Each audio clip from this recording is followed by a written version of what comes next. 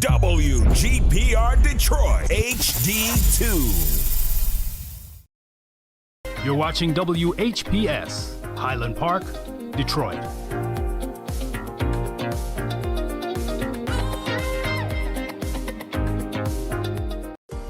The views and opinions expressed on the following show are not necessarily the views and opinions of WHPS, its affiliates, management, or sponsors.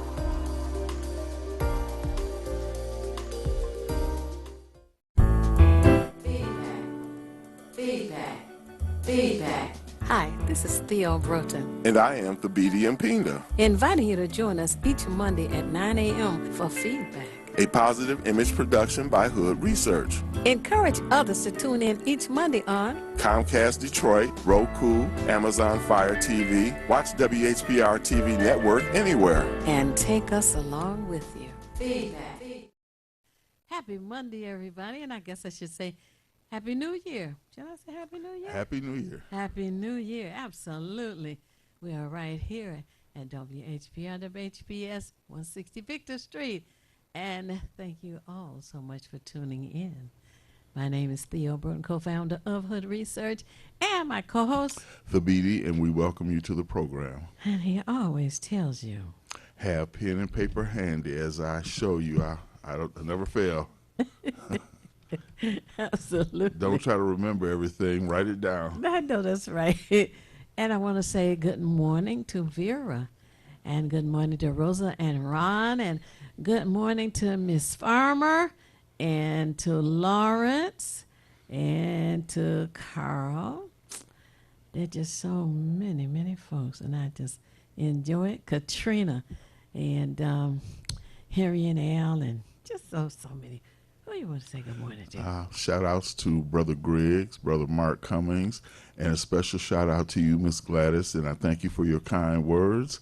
And also Cheryl D., Sheila Ragland, Brother Fred, Brother Shane, and there's a lot of you, if I don't call you, you're still on my mind and in my heart.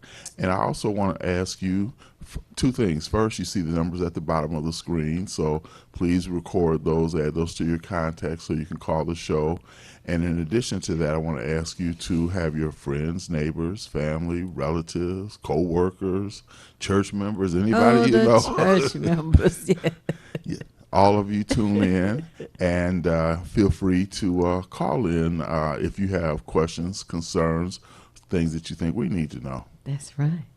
And I also don't want to forget Clementine and Girlie and Tawana and Elizabeth and Bill.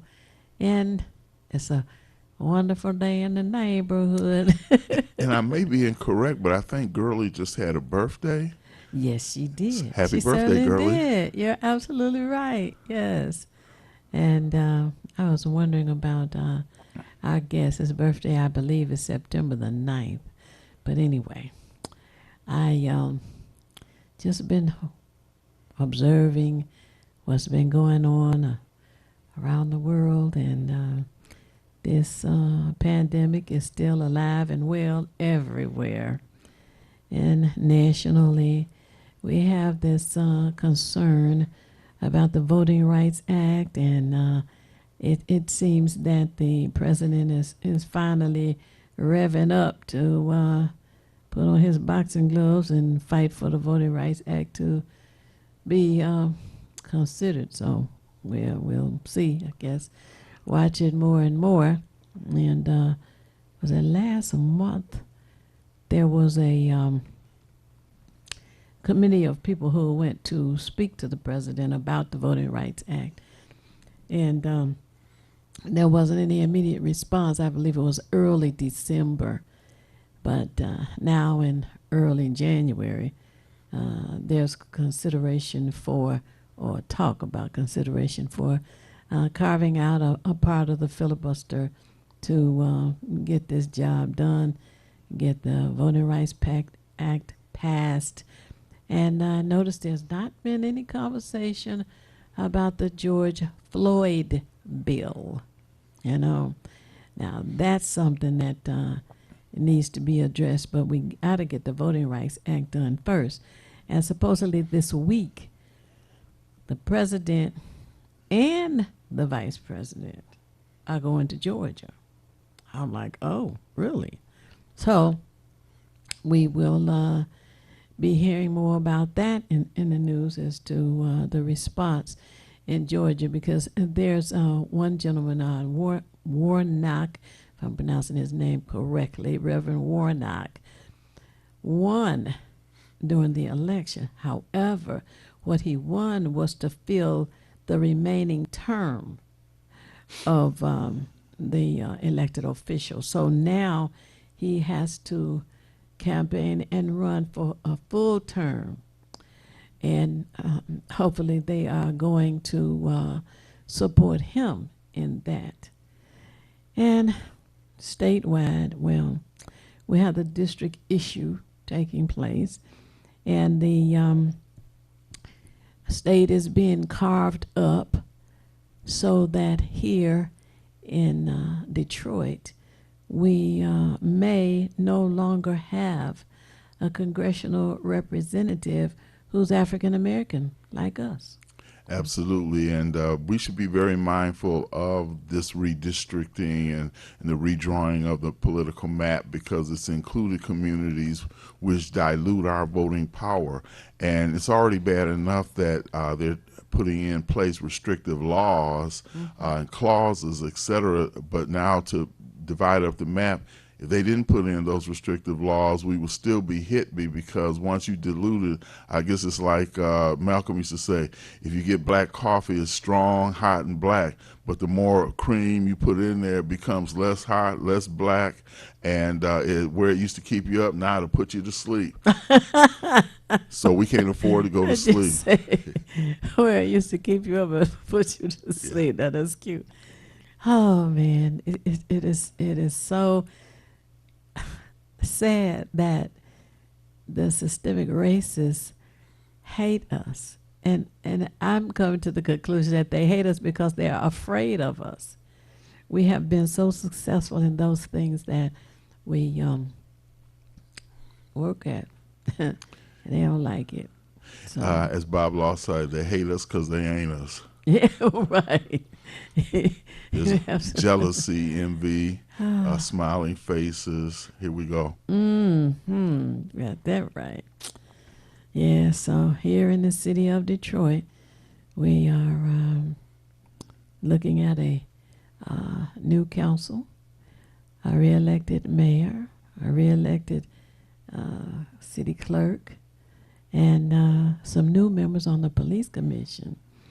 I'm looking forward to the police commission straightening up, because the gentleman who has returned to the police commission, and Commissioner Ricardo Moore, is someone who is a very stand-up man, and he will call out the let's say the dirty laundry that's going on, and bring it to the forefront. Hey, you got to address this. And prior to the election for the police commission, it was already reported by Commissioner Bill Davis that there were a lot of cases that had not been reviewed. And not been reviewed because there are some issues that need to be addressed. There are two or three vacancies for the police commission that have been vacant for a couple of years. And it seems that some kind of favoritism, if not nepotism, is going on. And it's a strange policy. If you work for the police commission and a vacancy comes up and you want that vacancy and could be qualified for the vacancy, you are supposed to have been separated from the city payroll for 3 years before you can apply for it. That's an unusual kind of a policy. But anyway, that's how the policy has been put in place. And so there are two people, at least two, who are working on an interim basis, which makes it unlawful, shall we say. So I'm just looking forward to the next step to see what's going to take place with that as well. And I would add that as we speak about Ricardo Moore and a stand-up person, that's the same thing that we need you to do, even within the small circle that you may be in. Sometimes someone within our group has to be the one family member, neighbor, etc., be the one who initiates something. And when people see your passion and understand the gravity of what it is that we're trying to deal with, then others can follow along. We may need somebody to start us off to become a leader or put us in a more leadership role. And what I mean by that is all of us are leaders, but sometimes it takes somebody to motivate us, then we become motivators ourselves. So when we speak about stand up means you know, even if it's just one person. I've heard this said many times, and I like it. They say, I've heard people who were, let's say, high profile say, if I could just change the life of one person, then my life will not have been lived in vain. So here we go. Here I go by saying, yes, sometimes you have to be that stand-up person and let your voice and thoughts be known. We spend a lot of time with entertainment and frivolous and trivial things, which are, you know, great if you just want to be amused, but it can't be the focus of your life to do that, because it's a form of escape. And we're here in America, and we're certainly not about to escape this, so it means we have to deal with it directly. So as you said with Ricardo, all of us have to be standing up, even on a small scale, but do that. That is so true. And you know, I hear people talking about, well, I'm not satisfied here, but where are you going to go? You know, people talk about going back to Africa, going here, going there. How do you know they will accept you? How do you know you will fit in? How do you know you can adjust to someplace else? You know, running away does not solve the problem, in my opinion. You know, it's interesting, and I can understand this crazy dynamic we're dealing with. 'Cause I'm sure in 1619, when they brought us here, they never thought we'd be in this position. So their ancestors, which are the ones we're dealing with nowadays, who wave Nazi and Confederate flags and hate, just straight up hate groups. And what is hate? It's evil. But they never thought we'd be in the position we're in. So now we're running into a lot of suppression, oppression, and repression. And we've been dealing with that all along the way. It's just that now it's become ugly. They fear that the browning of America, which is inevitable, let me just say that now, it's inevitable, but the browning of America is intimidating.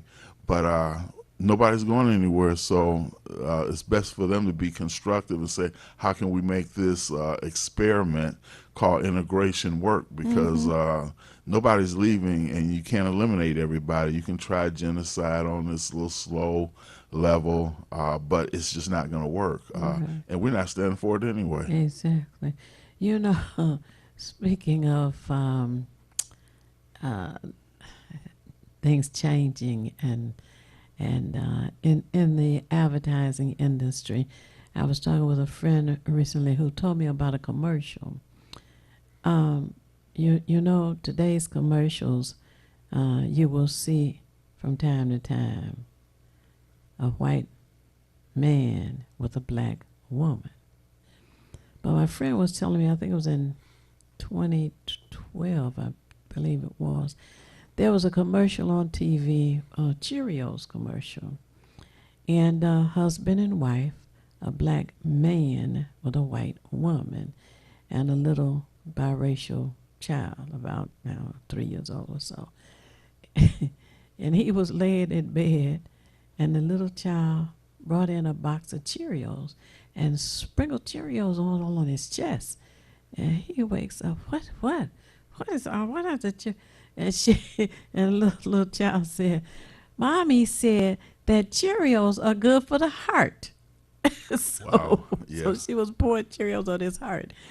And it got such a backlash from the racist community that they finally took the commercial off of TV and switched it. So I guess it's okay now. it was a white man and a black woman. But to have a black man and a white woman in a commercial on TV, that's just more than they could stand. Well, to be honest with you, I've seen a lot where they've had black men and white women now as well. And not only that, they've shown diversity within a lot of other communities as well. But I see by the display on the phone that our guest is on the line. Oh, okay. So let me bring him on. Good morning, Dr. Gregory. Hello. Hi. Happy Monday to you and Happy New Year. Hello. Yes, can you hear us, Can you Dr. hear us? Gregory? Uh-oh. He can't hear us? Oh. What? Hello. Yes, can you hear us, Dr. Gregory? Okay. Tim, can you check the phone? Thank you. Hello. Yes, we're here, He Dr. said Gregory. hello, he can't hear us.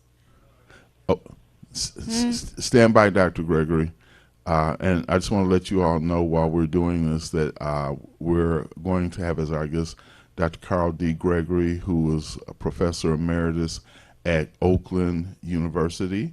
He has his PhD in economics, and he was one of the instrumental people in the forming of the First Independence Bank, black bank here in Detroit. And he's going to give us a lot of background on how the bank started, some of the people who were involved in it, the importance of having black institutions, particularly an institution of that nature, in our community. Again, I'm going to ask Dr. Gregory, can you hear me? Yes, I can hear you. Oh, wonderful. Okay, wonderful. Happy New Year to you. Same to you both. Thank you for joining us this morning. This is part 2 with Dr. Carl Gregory. Go ahead, Barry. Okay, and what I'm going to do, Dr. Gregory, I was speaking to you, over the weekend. We were going to pick up where we left off, but what I wanted to do, because this will be new to some of our listeners and viewers, I want you to, if you will, explain about what the ICBIF is and why it was organized and why it wanted to found a bank. Fine. Yes, I'd be glad to do that. You found it. Okay. Yes. Go ahead. Okay. In 1967, there was a major civil uprising in response to a lot of discrimination, police brutality, and other circumstances in the city of Detroit. And a lot of property was burned, buildings set on fire. Many black-owned businesses were destroyed. Over 40 people were killed, and a lot of destruction around major highways in Detroit. And as a result of the problems from that civil uprising, the loss of jobs, businesses, and so on, Congressman Charles Diggs brought a group of black leaders together to discuss how they could rebuild institutions in the city and provide jobs and recover from the destruction of the civil uprising. And one of the recommendations from that group of leaders was to establish an economic development agency that could secure funding and assist existing businesses to expand, and new businesses and other institutions to develop. That institution was called ICBIF, which is an acronym for the Inner City Business Improvement Forum. And it attracted a board of directors that was representative of the African American black business community in the city of Detroit. People who, some of them ran successful businesses, others were well known and highly regarded leaders of nonprofit institutions, few ministers, and so on. Widely respected leaders in the Detroit community who constituted members of the board, and they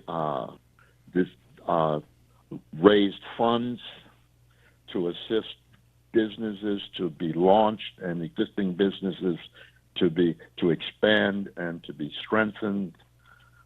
They raised money from numerous sources, including the Minority Business Development Agency of the U.S.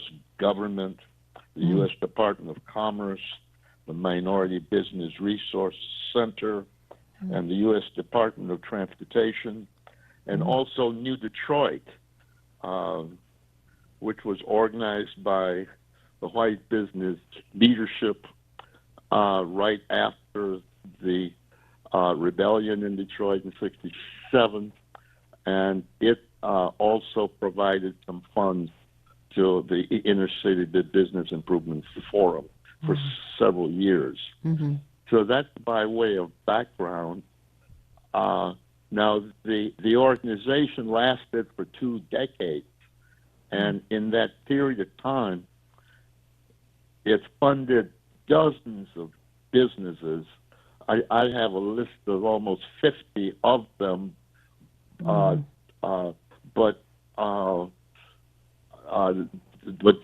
that's not an all-inclusive list. And hundreds of jobs were developed. One of their major objectives was to build institutions that could serve the Detroit community in the inner city. And some of these institutions may be familiar with your listeners. One was a bank, the First Independent Bank, which it grew into 3 different locations at one point, and is still in existence today, more than 50 years later, with multiple locations. One of which is on West Grand Boulevard and Woodward. That's the headquarters location now. A new location for the bank, having moved from a location on 44 Michigan Avenue in Detroit several years ago. I should add that I'm no longer associated with the bank. I was the first chairman of the board and the co-president at one point, but I left the bank in 1980 because I was appointed to the Detroit branch of the Federal Reserve System, which is the central banking system of the United States. The Detroit branch at that time was a subsidiary of the Federal Reserve Bank of Chicago, which operated in several states, including Michigan, Illinois, and one other state. So as a result of being part of the central banking system, I could no longer be associated with an individual bank to prevent conflict of interest. Right. So I resigned from the bank then. So that's by way of background. Dr. Gregory. Wonderful. Yes. Before we go on, we're at the bottom of the hour now, so we'll have to take our bottom of the hour break, but I just want to ask you to hold on, and as soon as we come on the other side of the break, we'll continue our dialogue. Fine. And we want you all to stay tuned as well. Get your pen and paper handy. There's a lot of valuable information that's coming out of this, and we want you to be a part of the conversation as well. So we'll return right after this break. You're watching Detroit's own WHPR TV. Detroit Live. This is Theo Broden from Feedback. You can watch me 24 hours a day, 7 days a week at WHPR TV Now app. Download our free app at WHPR TV Now. Monday at 9 a.m. Eastern. It's the These Nuts Show with your host, Butter and friends. Butter here, magician escape artist, practicing for my show tonight. Come on in, have a seat. All right, everybody settle. Butter, you're on in 5, 4, 3, 2. In a few seconds, there gotta be enough to get out of this one. Twist a little turn, ta-da! It's showtime! It's your old friend Butter here. I may be a nut, but I know to wear my mask. Please welcome my first guest tonight, fitness guru, Wally Wallman. Wally Woodland here to tell you to wash your hands with soap and water for 20 seconds so you will stay healthy and strong like me. Almond Cruz here, sliding in with the news. Distance is what we must do to stay away from the chew and other germs in the air that might be trying to get on you. Social distancing is a wonderful way to see friends. As long as you're 6 feet apart, you win. Hey there, friends. I wouldn't miss this for the world. It's me, Pumpkin Spice, your healthy girl. Remember, it's important to use your kind hearts and follow the signs to stay healthy and safe at all times. Chica Chiminsky here to say, don't forget the little ones that need you to lead the way. That's how we remember to wash our hands, mask, and social distance today. Morgan Raisin. Yes, it's me, here to sing about health and safety. We are all here to help get a message out to your grapevine, teaching healthy choices to stay safe all the time. Don't let these guys drive you nuts. Put your mask on first. They'll let you be. And it keeps me safe from the chew that's trying to get on me. Butter me up. She's right, you know. Thank you, Hallie Cranberry, for joining the show. Let's all be nuts about our health. Social distancing, wash your hands frequently, use hand sanitizer, and wear a mask. Practice what we learned to stay away from the germ. We're all in this together. Coming soon, the many adventures of these nuts in a theater near you. I've always been a runner, but I've never run from anything, and neither has my city. Do you want to be a Detroit police officer? Sir, yes, sir! Amen! It's something special to protect the people closest to you, the ones you've known all your life, your neighbors, your friends. I was born in this city, and I'm not going anywhere. This is my home. That's why I wear the shield.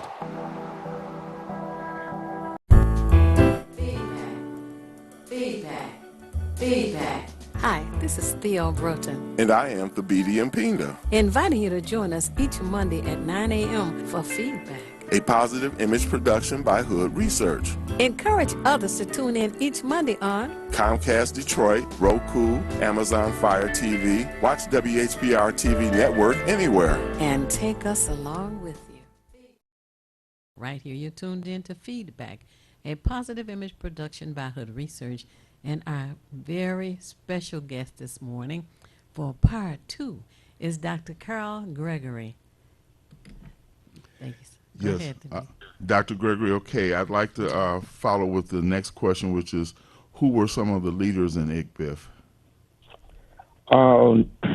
There were about 20, give or take, 2 or 3 people who I remember being on the board or involved in leadership. They were selected because of their business experience, their connections with other institutions that could help in our efforts of institution building in Detroit, and widely recognized persons with management skills in the business and also in the nonprofit businesses, including lawyers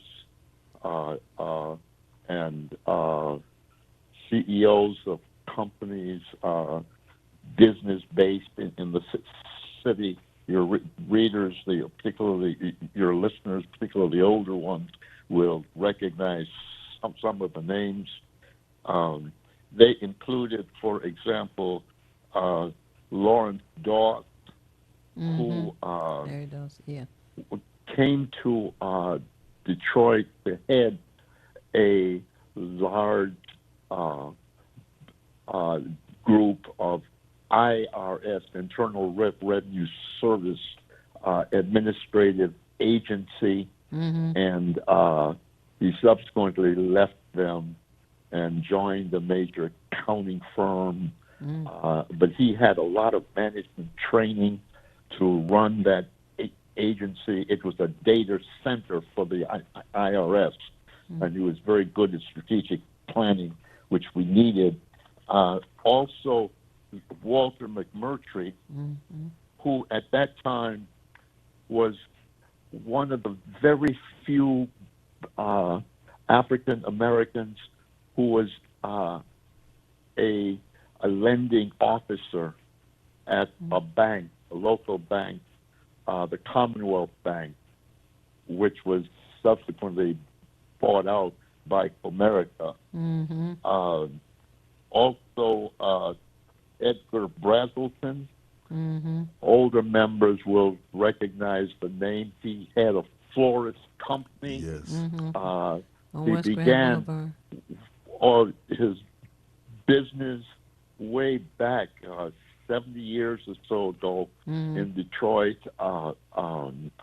right north on John R., right north of the Gotham Hotel, which is one of the leading black-owned hotels in the country at the time. Wow. It's now, that whole area is destroyed now. Yeah, a lot of black institutions destroyed with it.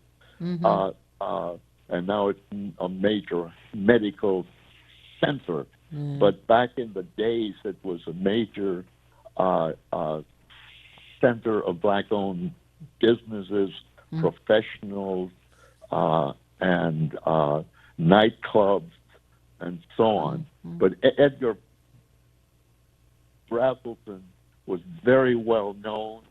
His company still exists. He is now passed, but his son operates the flower shop, the flower shop on West Grand Boulevard, just west of the Henry Ford Hospital. Now, Edgar was a key member of our board because he was well respected in the business community. In fact, he was at the time of the founding of the bank, the head of the Booker T. Washington Business Association. He was the chairman of the board there. And he was also, unlike many African-American businessmen, he was also a Republican. And we wanted to have a diverse board in terms of political preferences, and not too many black businessmen at that time were Republicans. So he was a key member, and his relationships through the party helped us in numerous respects. You know, when you're building institutions, you have to select folks who have contacts in all of the areas that can be helpful to your development. Also, we had two ministers who had significant congregations, were highly regarded in the community. Two Baptist ministers, and they had the unique attribute of being both graduates of a leading black educational institution that's created tremendous black leadership through the years. And I'm talking about Morehouse College in Atlanta, Georgia. Reverend Charles Butler and Reverend Charles Morton, who headed Metropolitan Baptist Church and New Calvary Baptist Church, respectively, were on the board and very helpful in our decision making. We also had two leading black architects who changed the skylines of Detroit in their buildings. One was Howard Sims, and another was Carol Varner. And they headed the Sims-Varner architects who built, who designed the Wayne Community College building, and also the museum, the Charles H. Wright Museum of African American History, and numerous other buildings. Varner was chairman of the board of ICBIF for a few years, and Howard Sims was active in other roles. Wow. We also had Hawkins Steele, who also had a leadership role in the Booker T. Washington Business Association before I appointed him to the board. And he was a well-known realtor and managed some of the property and the large developments that had been built around that time on Lafayette and Orleans. He was the agent who collected the rents and performed and took care of one of the large developments there. Well, Dr. Gregory, yes, the Dr. Charles H. Wright Museum of African American History is the most beautiful architectural design in this city, if not in the country. It really is beautiful. And her research and others in the community celebrated Kwanzaa at the museum this past December 26th through January the 1st. And it just makes you feel proud that you're able to have such a structure and such an opportunity, and even the sound, the acoustics in the auditorium are perfect. But as you were talking about the black business and entertainment district where DMC has plopped itself on top of, one way to gentrify the community or get rid of the black folk was to put freeways through. And 375 destroyed Black Bottom, and then the rest of it in I-75 have also done a lot to destroy the black business districts that we established within our own communities, trying to mind our own business, and the systemic racists come along. And I was telling Thabiti this morning, it just seems to me that there is a fear of us because we are so successful when we take on whatever the project happens to be. Now, you had mentioned the Republicans. Is Bill Picard, was he around at that time, or he was younger? No, he was around at that time.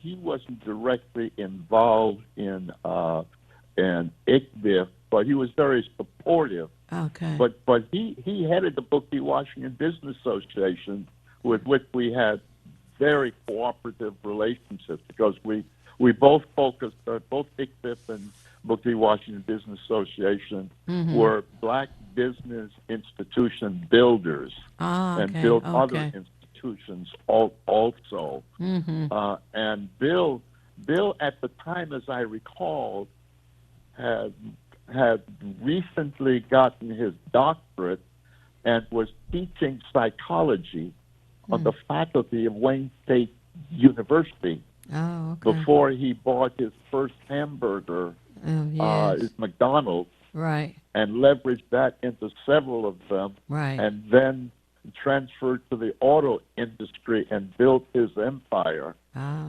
And I'm very fond of him. He was one of the businessmen who really not only built an empire, but used some of the revenues produced to support many institutions in the community. I recall that he also has extended his investments, I believe, to also include the Michigan Chronicle now. Really? As one of several investors in that, in addition to the various auto supply companies he manages. Oh, okay.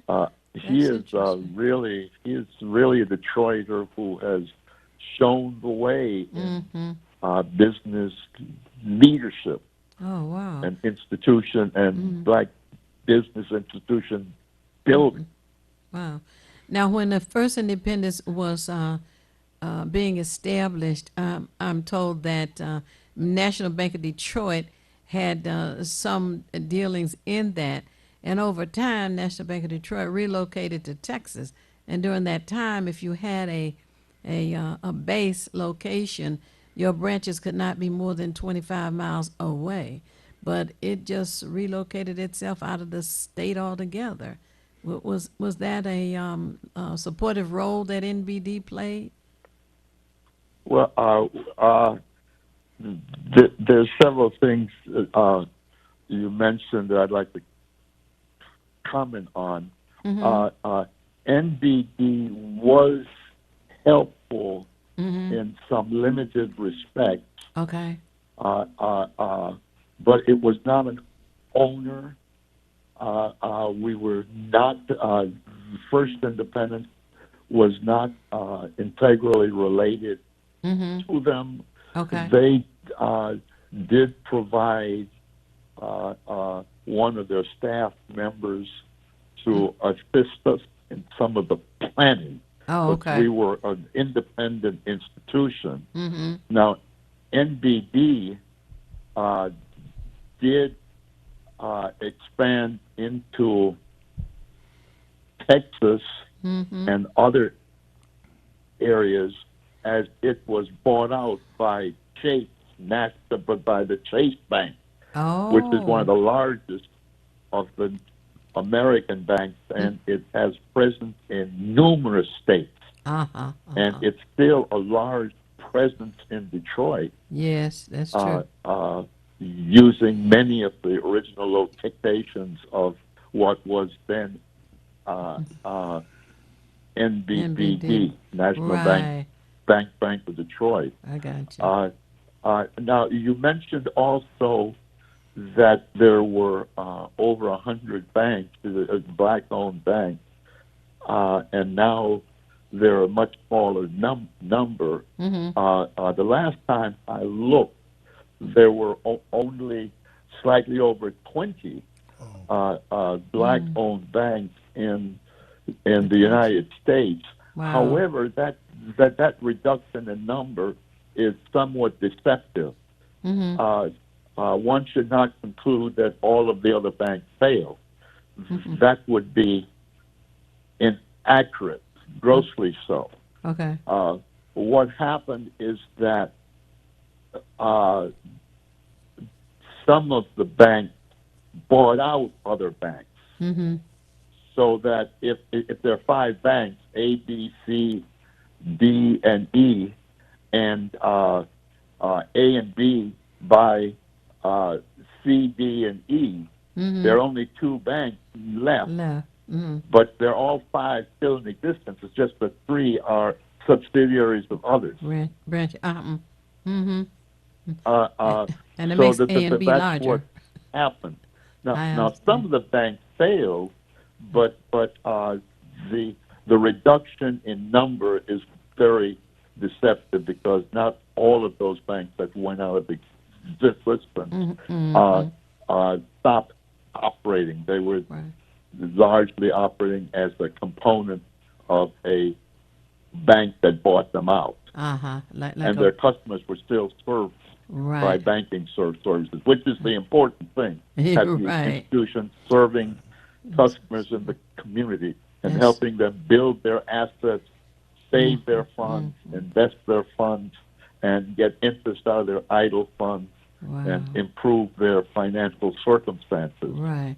And First Independence is still successful.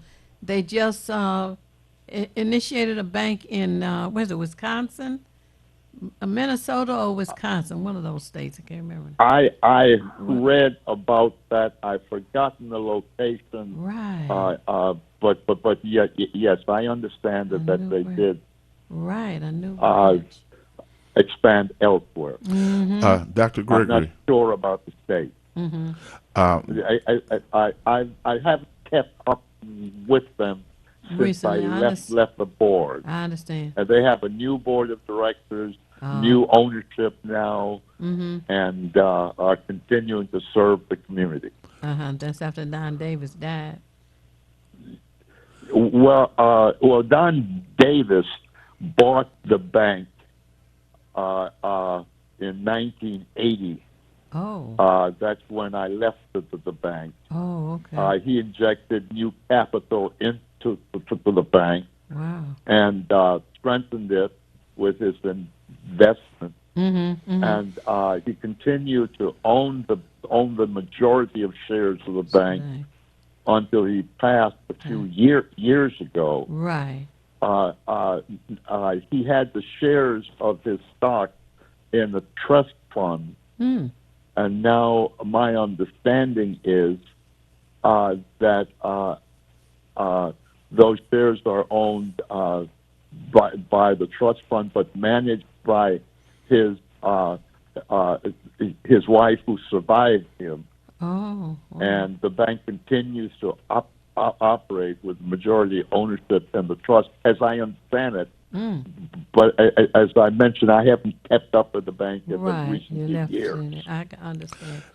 Except as having an account there as I continue to support the bank. Right. And I wish more in the community would support the bank, because this is a vehicle for strengthening ourselves economically, for saving funds, for providing resources that businesses, that minority-owned businesses can tap on and strengthen their operations.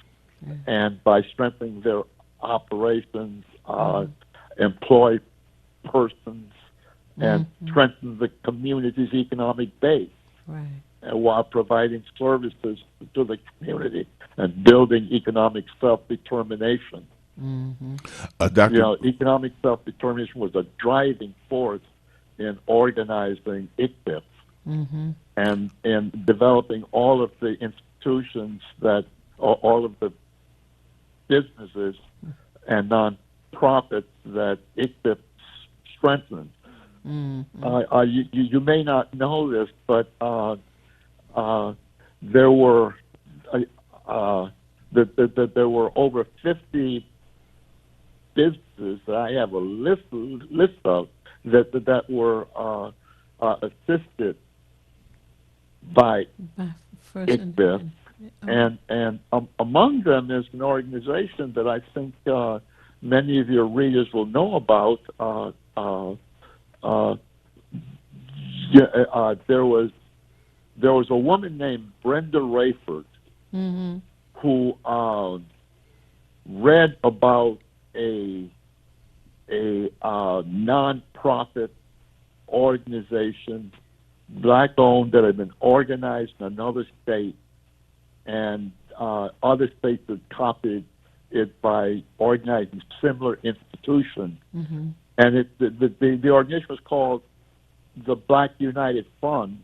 And what it did was the organization raised money by having organizations, business and other organizations have give their employees the opportunity to have money withdrawn from their pay to contribute to support a charitable organization called the United Fund. And the function of the United Fund would be to provide money to other institutions, other nonprofit institutions, to help communities to provide services that businesses don't provide. And there were large majority organizations that performed a similar role in providing funds to nonprofits, but they often didn't put significant funds, if any fund, in the black nonprofit. So the United Fund was a means of financing black nonprofits and strengthening them by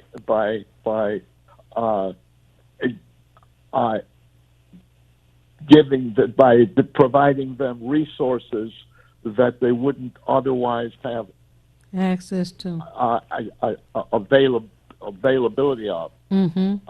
So Brenda Rayford came into ICBIF with the idea of how could we get a United Fund, a Black United Fund in Detroit. And at that time, Larry Doss and Walter McMurtry were among the leadership at ICBIF, and they said that they had the idea of doing the same thing, but they were glad somebody else was doing it so that they could do other things. But they provided an office, all of our equipment, and some staff to help Brenda Rayford organize the Black United Fund with no cost to her. She used our dittoing machine. At that time, Xerox didn't exist. So you know, we used the ditto machines where that could reproduce printed material, and you used our other facilities. We gave her an office free of charge, and so on. And so she had that sheltered existence for 2 years to help organize the Black United Fund. And then she moved out when she got the thing going, and they operated independently of us. But that was another institution to help the community that ICBIF helped develop, along with the bank and over 50 other institutions. You know, I have to say this, Dr. Gregory, as a retired federal employee, a lot of times we have, I guess, I want to call it open season, where we are, I think they used to call it torch drive, but I think they have another name for it now.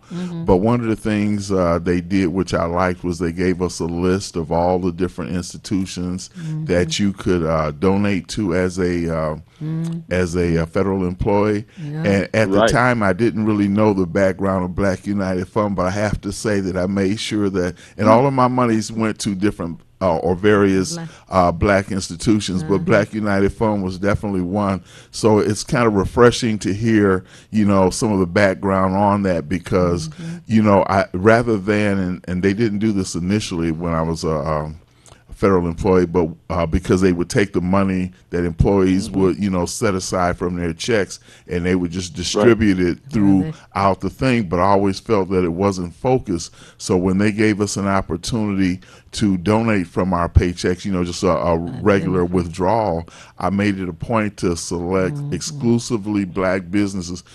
And then one of the things I also made it a point to do was, in the literature they gave us, it would tell you what percentage of your money was going to the actual organization and what portion of it was going to administrative costs. I do want to add that we're at the top of the hour now. Oh, goodness. It's 9:59, so we have to take another top of the hour break. Moving too fast. I made a presentation at the post office for that project you're speaking of on behalf of Dr. Claude Anderson. When we come back from the top of the hour station identification, tell us, Dr. Gregory, if Glenn Wash was involved at all. So those of you who are tuned in, please stay with us and we will be back momentarily. You're watching Detroit's own WHPR TV. Detroit Live. Hi, this is Thabiti Mpinda from the Feedback Program. You can watch me 24 hours a day, 7 days a week on WHPR TV Now app. Download our free app at WHPR TV Now. Monday at 9 a.m. Eastern. It's the These Nuts Show with your host, Butter and friends. Butter here, magician escape artist, practicing for my show tonight. Come on in, have a seat. All right, everybody settle. Butter, you're on in 5, 4, 3, 2.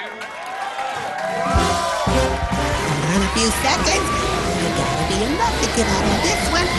Twist a little turn, ta-da! It's showtime. It's your old friend Butter here. I may be a nut, but I know to wear my mask. Please welcome my first guest tonight, fitness guru, Wally Wallman. Wally Woodland here to tell you to wash your hands with soap and water for 20 seconds so you will stay healthy and strong like me. Almond Cruz here, sliding in with the news. Distance is what we must do to stay away from the chew and other germs in the air that might be trying to get on you. Social distancing is a wonderful way to see friends. As long as you're 6 feet apart, you win. Hey there, friends. I wouldn't miss this for the world. It's me, Pumpkin Spice, your healthy girl. Remember, it's important to use your kind hearts and follow the signs to stay healthy and safe at all times. Chica Chiminsky here to say, don't forget the little ones that need you to lead the way. That's how we remember to wash our hands, mask, and social distance today. Morgan Raisin. Yes, it's me, here to sing about health and safety. We are all here to help get a message out to your grapevine, teaching healthy choices to stay safe all the time. Don't let these guys drive you nuts. Put your mask on first. They'll let you be. And it keeps me safe from the chew that's trying to get on me. Butter me up. She's right, you know. Thank you, Hallie Cranberry, for joining the show. Let's all be nuts about our health. Social distancing, wash your hands frequently, use hand sanitizer, and wear a mask. Practice what we learned to stay away from the chew germs. We're all in this together. Coming soon, the many adventures of these nuts in a theater near you. I'm tired of seeing young black men shooting at each other in this community, in this nation. I don't understand it. I grew up in a time when people wore white robes and they shot at black people. And now we see young black men wearing black hoodies shooting at black men and doing a much more effective job than the Klan ever thought about doing. I'm sick of it. Of course, the only thing I can do is shout it from here. No one seems to listen. We're listening. You're watching Detroit's own WHPR TV. Detroit Live. It's up to us to make a difference. How you see the world is everything. Oh my God, girl, you take all day. Oh, hush. How you doing, Luna? The people you trust. Hey, how are you? Stay safe. Go. Your community. You rolling with the pain today. I'm gonna show you how it's done, Pain. In the best and the worst times. Walk away from me! Ma'am, stop! Hola, ¿cómo estás? Muy bien. I see myself in the people I serve. Hi. Officer Hi, Luna, Robert. Sweet. Girl, you know you can do my job, right? WGPR Detroit HD2. You're watching WHPS, Highland Park, Detroit.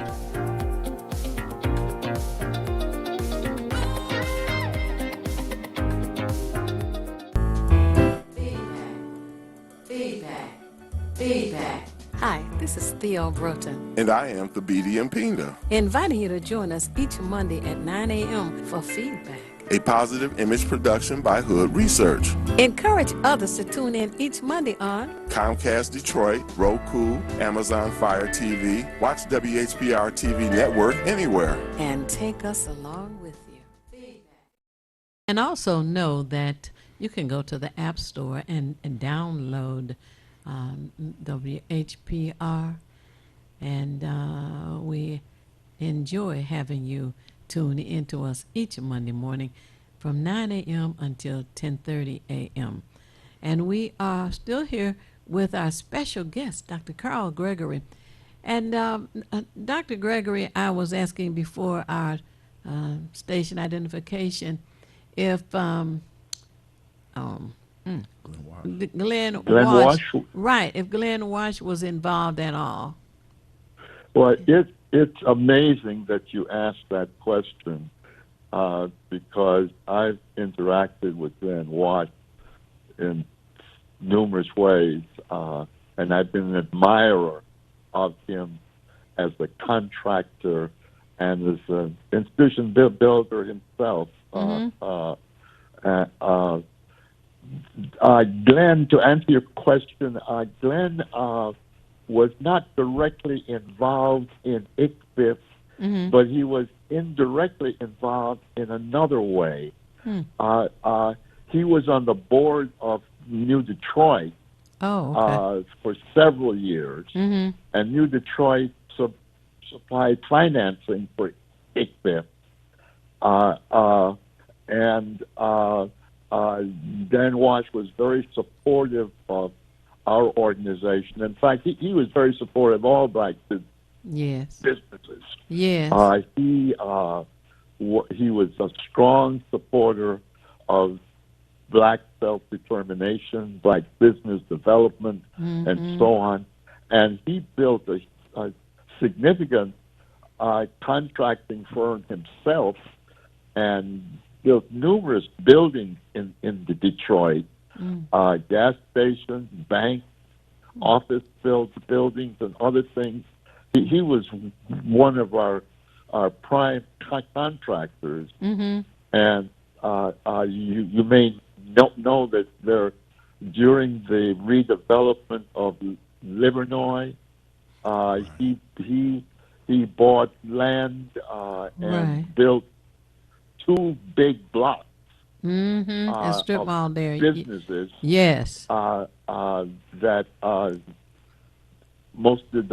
many of your viewers who have driven along Livernois will recognize this. New developments there. It must be 10, 15 years now since he built those 2 blocks of stores. Right. But they rejuvenated that part of Livernois and kept it updated. Yes. It's much below the Avenue of Fashion, maybe a block south of there. Right, that's right. But there's still businesses there. Yeah. But he was quite an innovator. I'm glad you asked that question. Sure. Yeah, he had Boston Market, that restaurant, had a tax prepare business there. There was a CVS? pizza place there.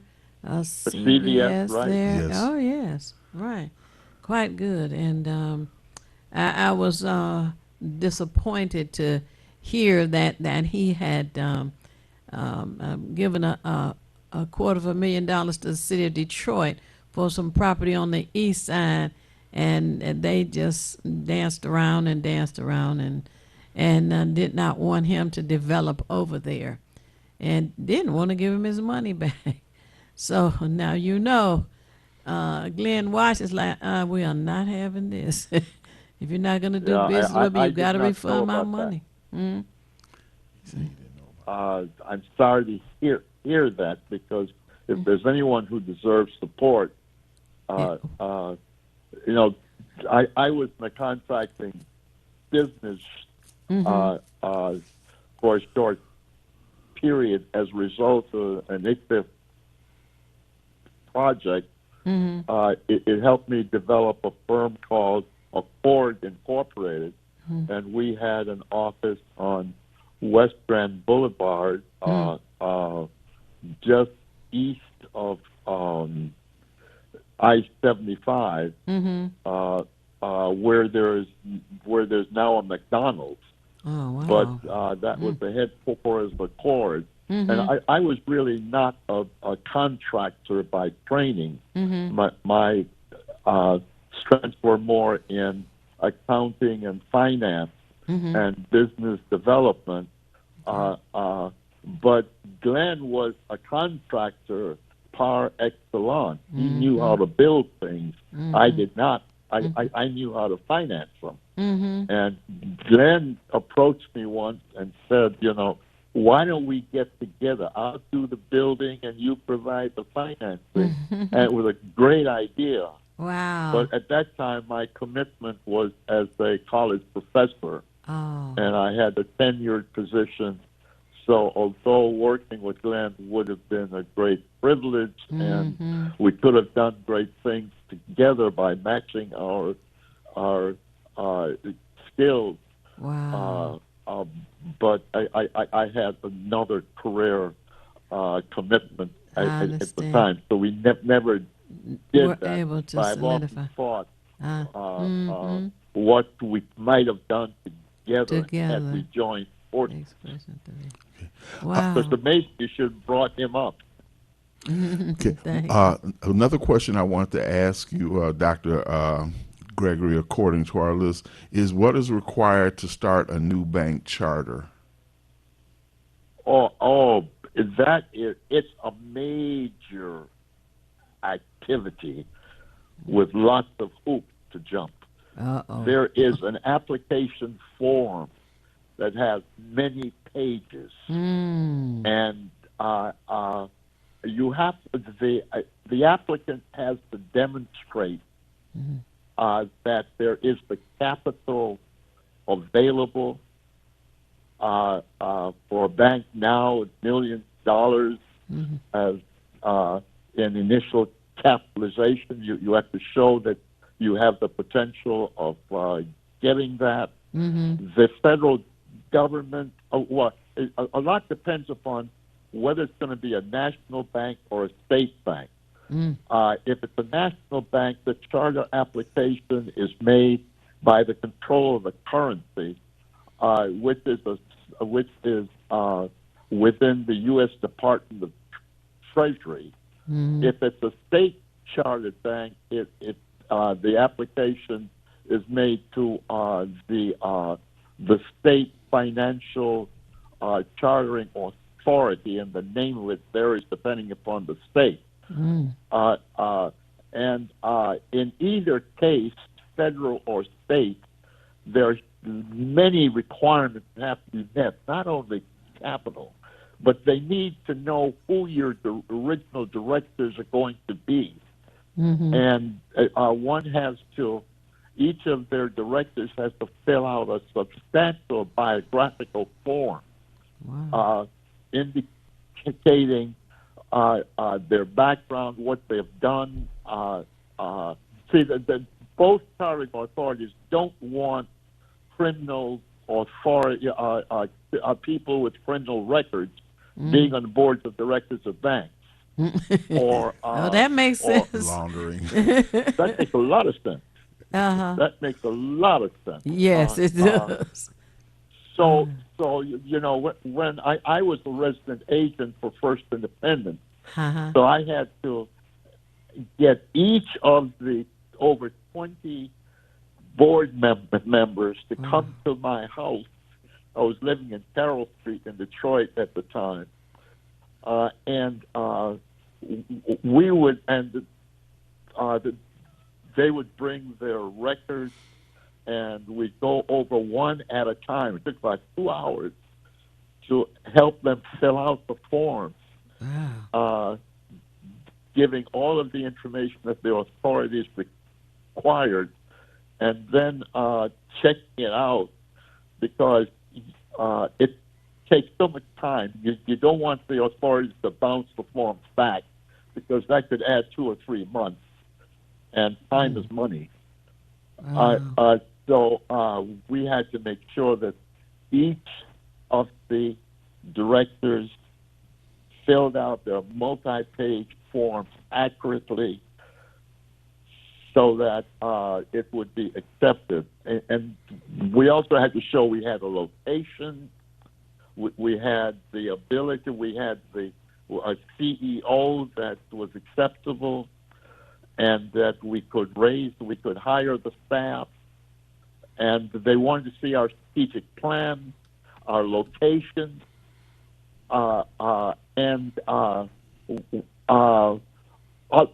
other indications that we really knew what we were doing, that the staff had the skills to launch the bank and with a high probability of success. It was a major undertaking. That's why you don't see banks on every corner, and that's also why why banks tend to be large organizations with branches in many communities within a state and across state lines. So it takes a tremendous effort to submit an application that will be approved. Now, a follow-up question, Dr. Gregory. While you were on the board of directors, are there any loans that you can look back at and say that you were proud of, whatever the institutions or businesses may have been? Lots of them. Mm-hmm. Lots of them. Wow. It is really, I can't tell you the glee that one has as a banking official when you make a loan to somebody and they use the funds well and they expand, they employ folks, they serve the community, and you can see that you're not only making money from the interest on the loan, but that the money you're providing is strengthening the community, is resulting in a viable business operation where the business borrower is hiring folks and they're doing things, providing a product or a service that customers are willing to pay for. It's really gratifying. Now, you asked, are there any that I'm really proud of? There's several, but one of the things in banking is that you don't talk about businesses that you put money into unless the businesses themselves have made that public, because that's a private relationship. And businesses don't really like to have their bankers expose their relationships, their financial relationships. Mm-hmm. It's a conflict of interest. However, one of the loans that I'm most proud of during my administration there is I feel I can talk about, because the minister of the church to which we made the loan was almost $1 million. Has publicized that they got the loan. So it's out in the public already. In fact, during the first 10 years or so, no, not 10, about 5 or 6 years, this church to which we made the loan had on the back page of its weekly bulletin an ad for the bank, and it noted that First Independence had made the loan that enabled this church to move from a prominent location on the west side to its current location near 7 Mile and the Lodge. And I'm talking about Hartford Memorial Baptist Church. Yes. And the pastor there has on numerous occasions expressed gratitude to First Independent for providing that funding when other banks would not have provided funding. And encourage his membership to open accounts too. Exactly. That's it. Oh yes. Exactly. That's the best way to go. Did that, and he had both myself and Don Davis, who acquired stock in the bank and took control, to speak at the church. Wow. And that's a loan that I'm very proud of. And that church has grown, expanded under the leadership of Adams and his son. One of the leading churches in the area, black or white. Right. They do partnerships with different organizations, such as the Lions Club. They have a partnership with them. And just so many things. They also reach out to the community as well. Exactly. And there's that helped them to do that. Of the community who are members of that church. I want to also ask a couple of more questions that you gave me concerning banking. Is one which is, were there any unexpected benefits that you observed with First International Bank's First Independence existence? Were there any unexpected benefits that you observed? Lots of them, but that's the joy of institution building. There are you organize the institutions because there's certain things you want to accomplish, and not only you accomplish them, but there are other things that you didn't think would be accomplished that turn out to be important after you get going, that you did not originally anticipate. We have changed banking, the availability of jobs in white banks, and we didn't expect that to be a result of our opening. See, prior to First Independence Bank opening, there wasn't a black bank in Detroit, and the white banks would hire African Americans in janitorial and low-level roles, but seldom did they hire anyone as a loan officer. And it's loan officer experience that really enables mobility up the ranks, leading to possibly being a chief executive officer of the bank, because it's through lending money that the bank gets a lot of its income through the interest on the loans and so on. But so there were very few lending officers in white banks when our bank was organized in 1970. But after we were organized and we were trying to attract employees by raiding the white bank, and they found out that we were in existence and competing for their labor force, then they started treating their labor forces more beneficially, and they promoted African American employees more than they had before, and they opened up lending and other privileged higher ranking positions to African Americans that were not open to them before. Now, Ron, what year was this? Pardon me? What year was this beginning? 1970. 70s. Oh, okay. May of 1970, we opened. Wow. Okay. And we went from $0 to, well, when I left in 1980, we had $40 million in assets. Wonderful. That's very good. I remember. And now the bank has over 200 million. I have caught up with it, but I know it's substantially over that. Right. Oh, that's wonderful. Yeah.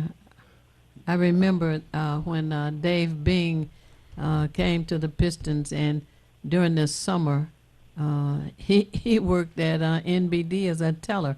That's right. They were teaching him, yeah. Yes, and he learned his business acumen from that job at NBD. He was wise enough while making a lot of money as a basketball player to off season, as you mentioned, work at NBD. Yeah. And he learned he got a lot of business experience, lending experience, and so on, that after he retired from basketball, he was able to get into his own business. Business. I watched him grow and expand, and we related.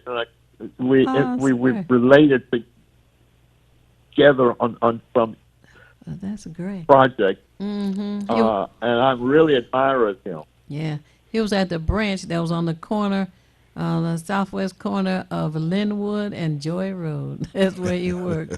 He was right in the hood. Yep, right in the hood. Yep, right. Dr. Gregory, we're coming, I guess, to the last few minutes. Here we go again. Time just flies when you're having fun. But I do want to, and I'll talk to you, privately about it, to have one more interview with you and that subject matter. We don't have to limit it. We're not going to say one. Okay, let me just say that I want to schedule another interview with you, and I'll talk with you privately about that.